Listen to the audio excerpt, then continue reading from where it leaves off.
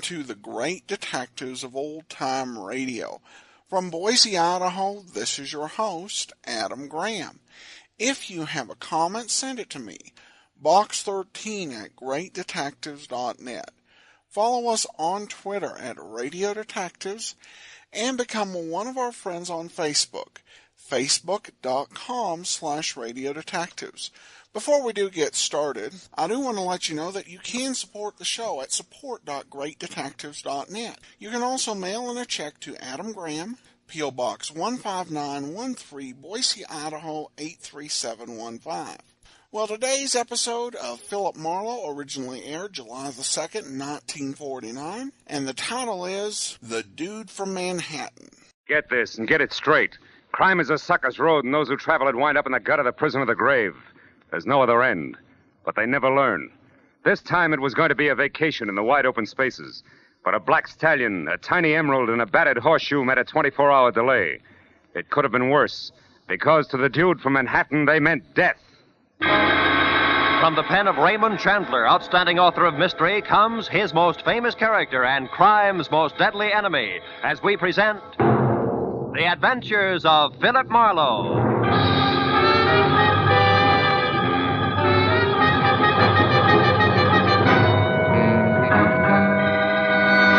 Now, with Gerald Moore, starred as Philip Marlowe, we bring you tonight's exciting story, The Dude from Manhattan.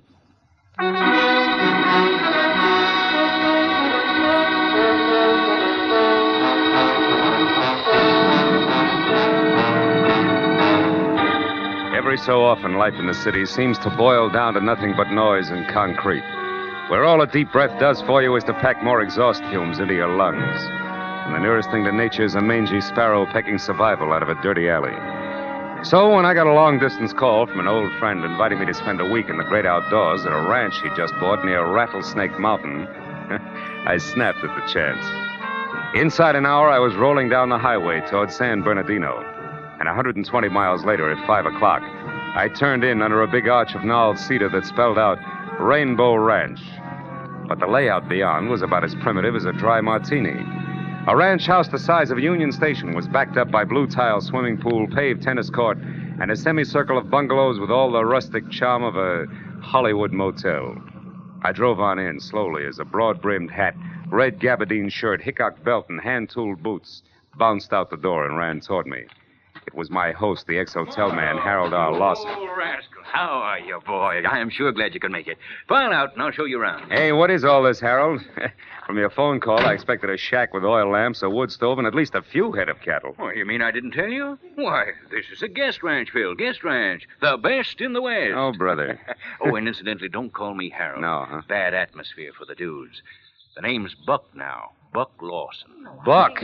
Oh, no. Oh, I got a real spread here, Phil. Real spread. 14 big cabins, string of 30 horses, stables down there. Yeah. Oh, hello, Buck. Beautiful day, isn't it? Howdy, folks. Sure is. Mr. and Mrs. Doberman.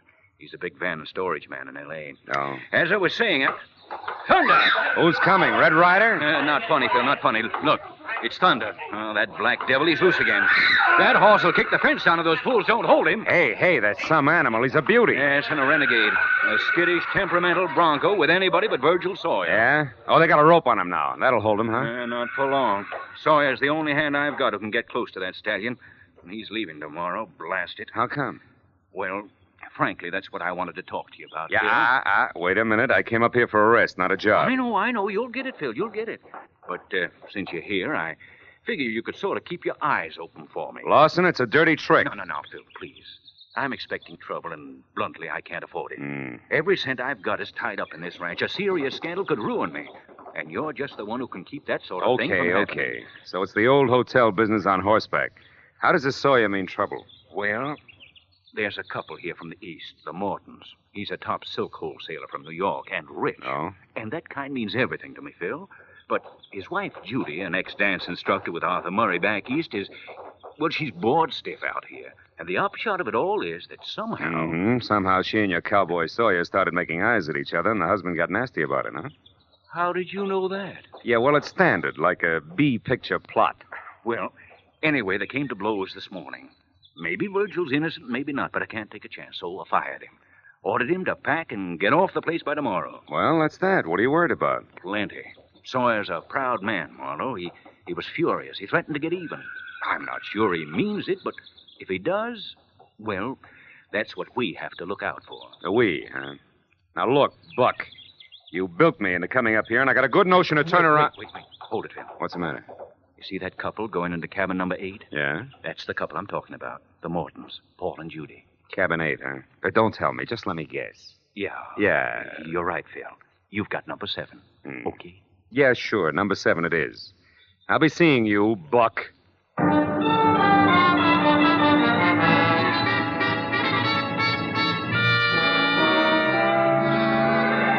walked up to number 7 and waited for the boy to show up with my bag. Then I started to unpack, but stopped when I heard a riot next door. At that point, sprawling Rainbow Ranch was just a horizontal tenement. Nothing more. Well, let me point out a few. Now what are you doing? Shutting the window. Isn't it bad enough to make a fool of yourself in private? You have to make a public scene as well? The voices rattled on for a few minutes, then dwindled off into a long and golden silence that said maybe a peace treaty had been signed. But then a door slammed to number 8, so I peeked out. It was Morton. And from the look on his face, I knew the peace treaty was nothing but an armed truce. I followed him to the big lodge and into the bar, and when he sat down, I took the stool next to him. Well, what'll it be, gentlemen? Scotch and water, no ice. The same, with ice. Well, Mr. Morton, I guess that brands us as dudes, huh? Bourbon's the only drink out west. I wouldn't know, I'm sure. Oh, it's a fact. Hey, that's a handsome ring you got there. And the initials are the same as mine. Those stones are emeralds, aren't they? That's right. Yeah. There's supposed to be 4 of them. One's missing, I see. Is that an emerald, too? It was. Happens to be my birthstone. Oh. Here you are, gentlemen. Oh, fine. Allow me, Mr. Morton. There you are. Oh, thank you, sir. How'd you lose it? Stone, I mean. I don't know. It happened several months ago, and in any case, it's no concern of yours. Now, if you don't mind, I'd just as soon be left alone. Oh, well, that's too bad. Here I was hoping I'd find out all about the silk business. What do you mean by that? Oh, just conversation. You are in that business, aren't you? Of course, but... Hey, who are you, anyway? Name's Marlowe. And just why are you prying into my personal affairs, Mr. Marlowe? Because I got a little free advice for you. Cool off before you start the kind of fire you can't put out, huh? So that's it. That cowboy Sawyer. Mm-hmm. Marlowe, now you're getting too personal. I suggest that you mind your own business. Oh, I'm sorry. Didn't mean to lose my temper that way. Good night. Yeah, it's bound to be. Charming, isn't he? Well, Mrs. Morton, where'd you come from? I was standing over there watching. My husband has all the social grace of a tarantula. Well, maybe you should have looked closer before you made the leap. Oh, that's the wonderful thing about him. Yeah? You're not apt to like Paul much when you first meet him. But once you get to know him, you hate him. Yeah, I'm not sure that's funny. It's not supposed to be. I've been living with him for 6 months now. He's so jealous it's unbelievable. He wouldn't leave me in New York, oh no. Insisted on dragging me out to this dust bowl with running water. Why a ranch, I'll never understand. He doesn't know one end of a horse from another. Well, with his aptitude, he'll learn. You know, it might be he figured you two might get back together if you had a chance to relax in the open, Mrs. Morton. Mm-hmm. So he said. However, we weren't here 10 minutes before he accused me of getting romantic with that leather-faced cowboy. Does that make sense? I don't know. Both gentlemen are justified. You're lovely to look at. Somebody ought to remind my husband. His idea of welding a marriage is to spend all his time playing gin with that Doberman. Who? Doberman, the van and storage character from Los Angeles. Oh. Which, of course, leaves me saddled with his wife, Carrie. Now, there's a cute personality for you if you happen to like neurotic parrots. So, what with the desert, the dame, and gin rummy, Virgil began to look pretty good. Is that it? Excuse me, folks. Care to order another drink before dinner? Yes, I would. And I'd like it over there, alone. Make it Manhattan, bartender. Strictly Manhattan. And make it double. Mr. Marlowe, good night. No, I'm not so sure.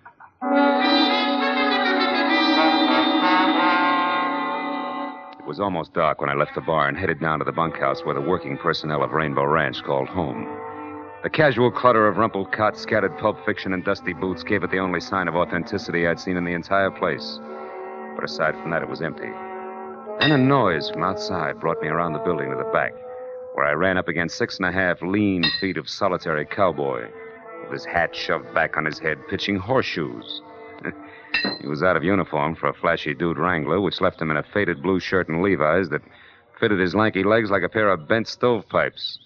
He spotted me and stood there swinging a battered horseshoe in each hand while I walked up to him.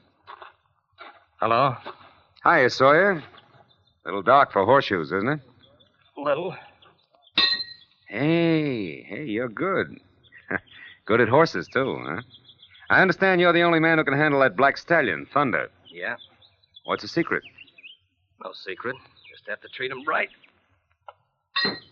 What's on your mind, mister? Fact that you're leaving tomorrow? I reckon you better keep out of my business. Now, look, Sawyer, it takes at least two to make a fight.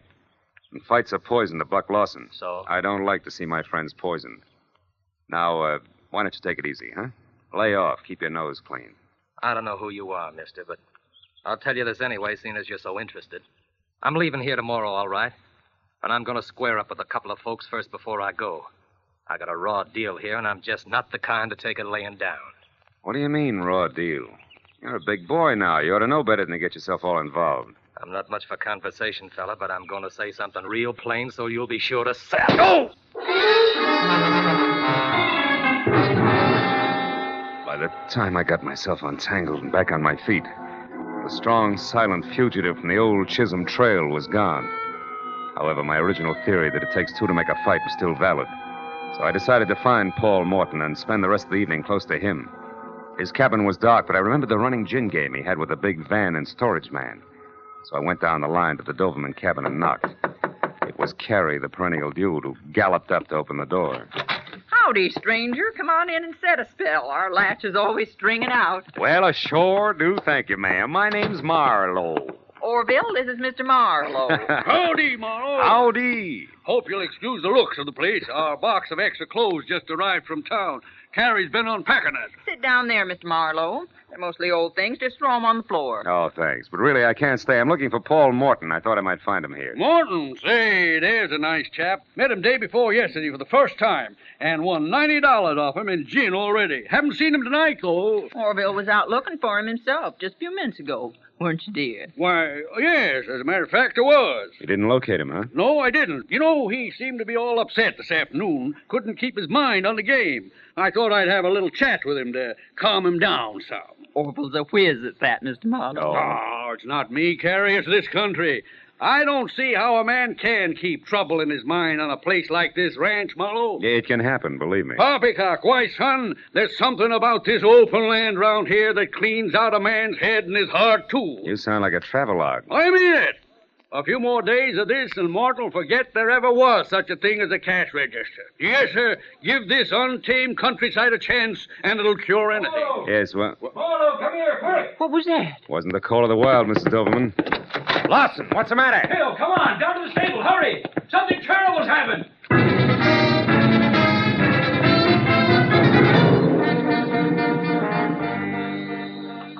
How'd you find out about it, Lawson? One of the boys told me. Heard Thunder raising a terrible fuss. Come over to check, but by then it was all over. Give me the lantern, Harold, will you? Here you are. Holy smoke. It's Paul Morton, all right. He's been trampled to death. Oh, it's a ghastly accident. And it's all my fault, Phil. I knew Thunder was dangerous, and I didn't get rid of him. All right, take it easy. Take it easy. Well, There's a lot of questions to be answered before anybody takes the... Hey, wait a minute. Look at this. Here by the gate. Oh, it's just a horseshoe. Stables are full of them, Phil. Yeah, not like this one. Look at it. It's all battered up. Well, all right, it's battered. What's that supposed to be? Nothing yet. But it gives me an idea. Because the last time I saw one of these, it was being pitched at an iron stake behind the bunkhouse. What are you getting at? Well, the chances are at least 50-50 that Paul Morton's death was no accident. It was murder.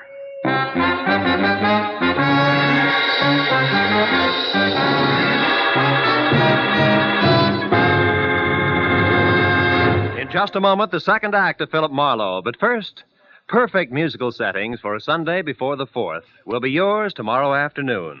The Symphonette, a half hour of fine orchestral music, and the Choral Airs, a half hour of brilliant vocal music, are regular Sunday afternoon features on most of these same CBS network stations. Now, with our star, Gerald Moore, we return to the second act of Philip Marlowe and tonight's story, The Dude from Manhattan.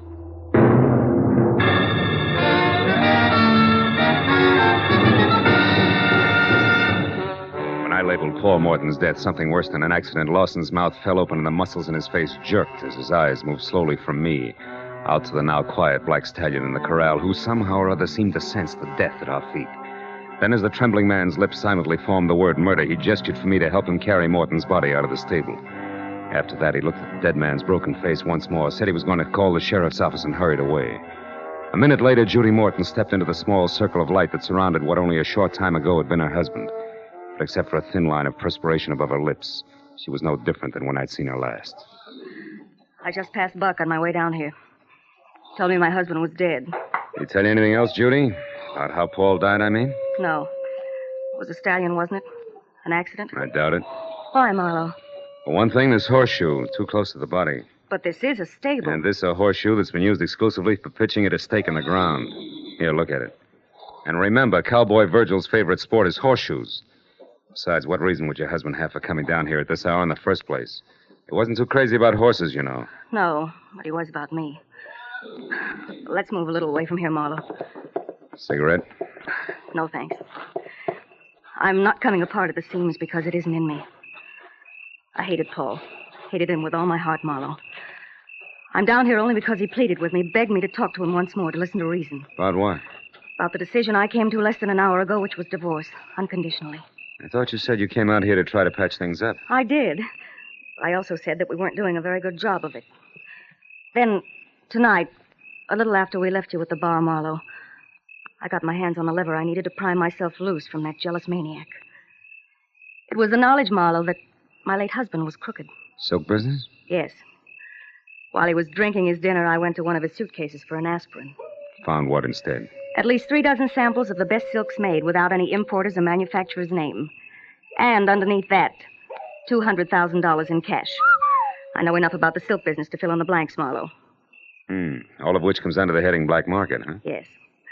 I added what I had found to the fact that this Dude ranch he had insisted on was close to Los Angeles. Close enough for him to run off and conduct his purchasing while I thought he was communing with nature or playing gin with that Mr. Doverman. Then I had him. You also had a divorce, no strings attached, right? Exactly. Blackmail to get rid of your own husband. Pretty, isn't it? Yeah. Well, at least with this accident or whatever it is, it's no longer necessary. No. Now, Judy, only 2 things are necessary. One, the location of Virgil Sawyer, and the other, you in your own cabin where I can ask you some questions later. Why do you want to ask me questions? Well, I might be making a big mistake, baby. But it might be that Virgil and you are out for the $200,000. You know, honey, that man in the saddle might like money, too. I'll see you.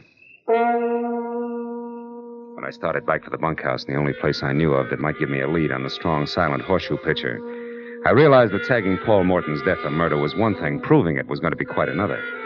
And when I was there and the place was empty without even signs of a hasty departure, I was sure of it. But not by intuition, as was the gentleman standing in the open doorway watching my every move. Orville Doverman, champion of the wide-open spaces, didn't believe that a clean-cut cowboy could be guilty of anything more unrefined than spitting on a pot-bellied stove. Marlowe, I think you're crazy. Buck told me about your finding that horseshoe next to Morton's body and the conclusion you jumped to from there. You're being very hasty, boy, and that's dangerous, and that's the reason I'm here. I don't believe in necktie parties. Necktie a man's got a right to a fair trial. Hey, hold it. Nobody said anything about lynching your hero. Huh? I want to find Sawyer, so that if I'm right, we can save the state the time and trouble of a manhunt. But since you brought it up, Vigilante, don't scramble for conclusions too quickly yourself. I happen to have a little more to go on than the relative position of a horseshoe. Not that idle gossip that's going around. The same. At the moment, it figures 2 ways. Virgil's unhappy enough with the status quo to liquidate the city slicker. Or Virgil and the squaw light out after a clean start the hard way. Choose one. Nonsense, Marlowe. In either case, and especially the stupid suggestion that the girl and Virgil Sawyer are in cahoots. That I can't believe. Well, sentimental reasons I can't either. Besides, Judy Morton found out enough about her husband within the last hour to make murder for freedom's sake very unnecessary. She learned he was a crook, Mr. D, if you can stand the disillusionment. Oh, now, Marlowe. Yes, and shady dealings in silk. Judy didn't go into details about it, but I gather she found out enough to make him sit up and take notice. And that brings us right back to Virgil, boots, saddle, and all. Yeah, it does, sort of. And we'll argue the fine points later. But right now, Mr. Doverman, if you want to make sure that everybody gets a square deal, get close to Judy's cabin and stay there. Sentry duty, your object. All right. And if I'm wrong about the cowboy, you've done nothing worse than waste your time. Goodbye.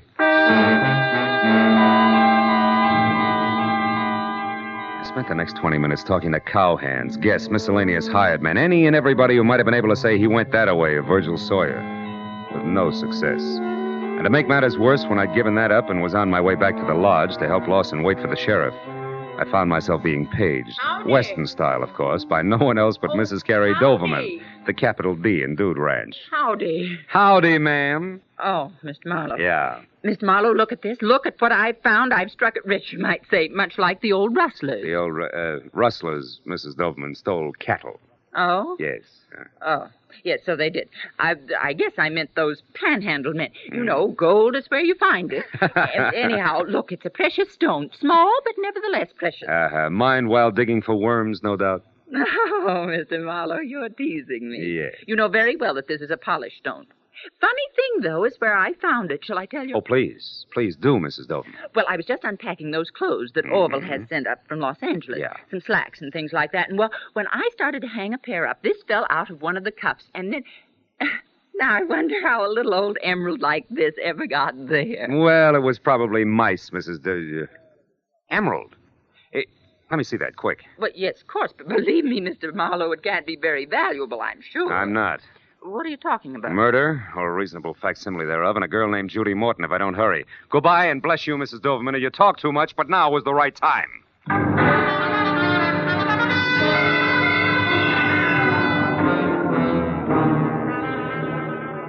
As I ran for Judy's cabin, I didn't know any more about the whys and wherefores of Paul Morton's death than I had before I made small talk with Mrs. Doverman.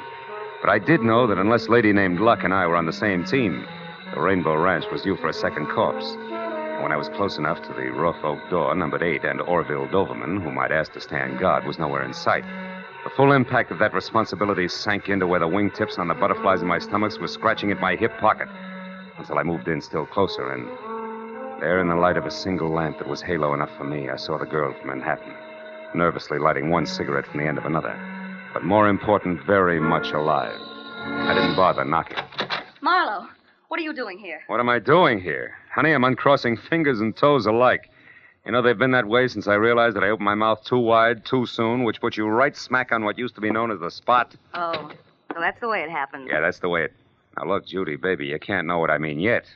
It's Doverman, honey, the gin player with all the moving vans. He's the one your husband was buying that black market silk from. I didn't know that until a few minutes ago, which was after I told him where you could be found and that you knew an awful lot. Oh, which, Mr. Marlowe, he thanks you and warns you not to move. See what I mean, Phil? Sure, I see. You know, it's funny, Doverman, when I was outside and didn't see you around, did see that Judy here was still in good health, I figured that either you had decided to sit tight until you knew exactly how much she did know, or that you already started to run. Yeah, this I didn't count on. And this, Marlowe, should point out what I said earlier about your jumping to conclusions. It's dangerous. Handling hot silk is child's play. Huh? It has been for me for 20 years, Marlowe. For your husband, Mrs. Morton, it was much more. That's why I had to come to you like this. That's why I had to know if his stupidity went so far that even you knew of me. You shouldn't have bothered Mr. Doverman. I didn't. No, but you see, Marlowe did. That leaves me even. Correction, Doverman. Paul Morton's dead. You're out in front. I didn't kill Morton, Marlowe, and neither did Virgil Sawyer. I saw it all, my friend. So I can tell you that the man who killed Paul Morton was Paul Morton himself. Suicide? Are you out of your mind? No, not suicide, Mrs. Morton. Merely a plan for murder that backfired. The intended victim was you, his wife. Oh, no. Keep talking, Doverman. Why, Marlowe? I'd rather keep you guessing. I wouldn't. Duck, baby! Oh! My shoulder. Now, the man said keep talking. I can't. I'm hit. You'll be again if you don't. Sawyer, no. Stay out of this, Marlowe. Come on, Doverman. I'm not going to ask you again. I'm not even going to let you fall until you tell the rest. Okay. I'll tell you.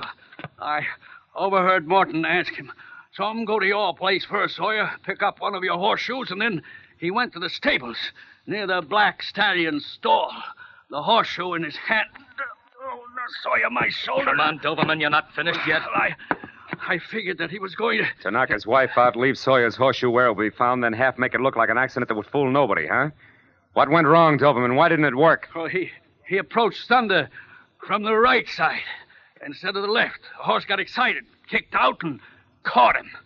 The dude. Now, let go, Sawyer. Sure, Doverman. With pleasure.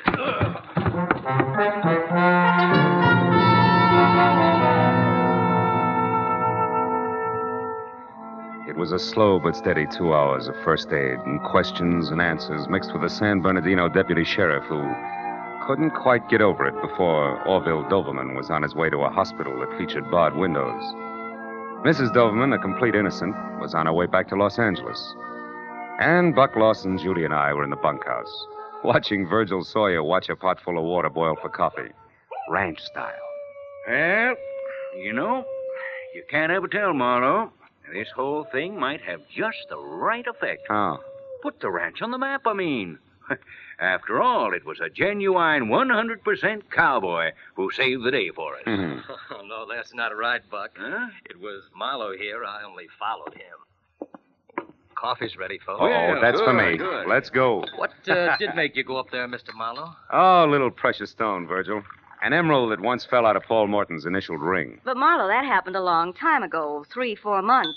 It was just after Paul had returned to New York from Los Angeles. Yeah, and negotiations with Doberman. You see, honey, it was Mrs. Doberman, really, who found the missing emerald tonight and a pair of slacks that Orville had sent up here. Then that was proof that Paul must have been with Doberman in Los Angeles before. Yet they claim to have met for the first time here at the ranch. Yeah, that's what they claimed. That plus what you told me, Judy, made the man with the moving vans it. And, hey, Virgil, that coffee's hot. But it's good. Well, anyway, since I told Doberman where you were and that you knew your husband had been dealing in black market silks, he took his cue accordingly. Yes, and fortunately, yours. Well, that makes it 2 people who tried to kill me tonight. My husband and his partner. Seldom is heard a discouraging word. Oh, fine. And the skies are not cloudy all day. Good night, gentlemen.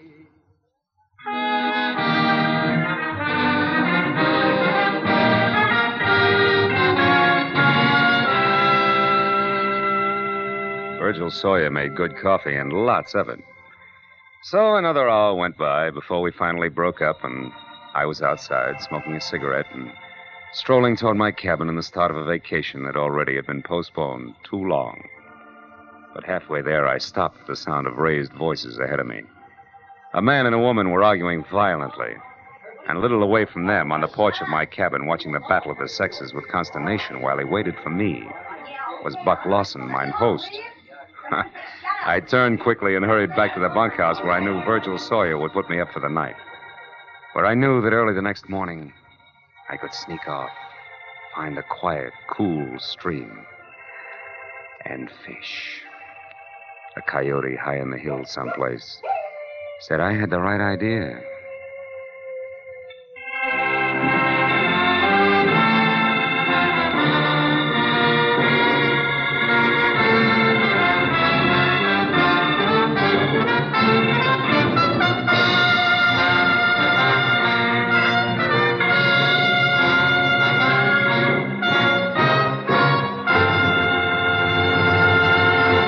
The Adventures of Philip Marlowe, bringing you Raymond Chandler's most famous character and crime's most deadly enemy, star Gerald Moore, and are produced and directed by Norman MacDonald.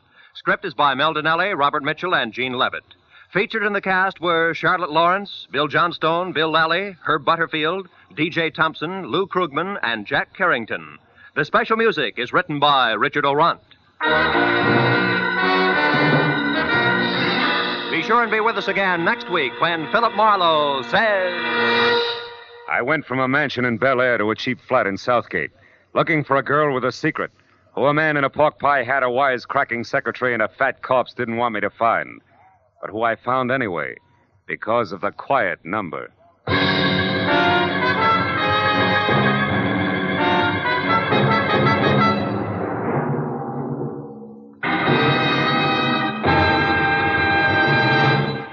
Three highly individual, highly entertaining mystery adventure shows stand high among the top shows on CBS every Sunday. The Green Llama, Call the Police, Sam Spade. Go adventuring with them every Sunday when they come to you over most of these same CBS stations. This is Roy Rowan speaking. Now, stay tuned for Gangbusters, which follows immediately over most of these same CBS network stations.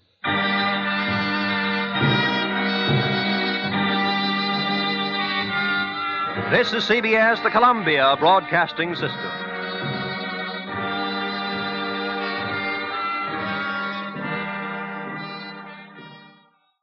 Welcome back. For those of you who are aficionados of cowboy music at all, there was a nice treat during the conversation in the first half of the show between Marlowe and the wife, where Ghost Riders from the Sky was playing in the background. That is one of my favorite Western cowboy songs of all time. So that was a treat for me.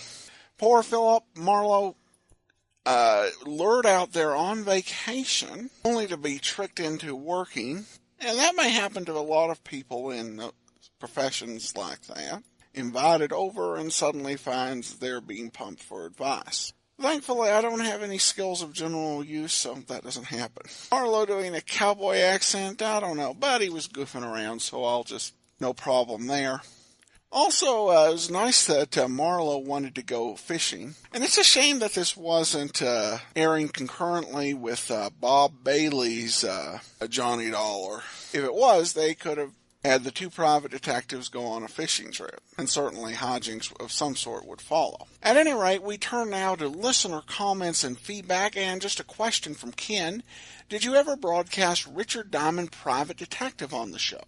Not yet, but it is on our list, and once we finish with the adventures of Philip Marlowe, Richard Diamond will be next. We have a ways to go, but we'll be bringing you Richard Diamond sometime in the first half of 2016, Lord willing, and the creek don't rise.